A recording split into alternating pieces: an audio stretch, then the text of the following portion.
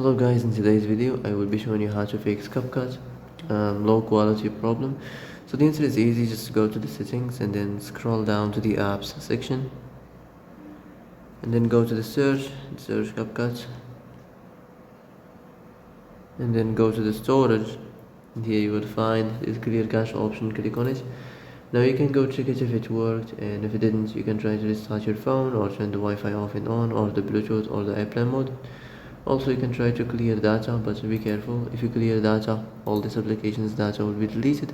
This includes all files, the settings, the accounts, the databases, etc. So be careful if you want to clear your data. And that's it for today's video. I hope this is the answer you've been looking for. If you like this video, don't forget to like and subscribe, and see you in the next video.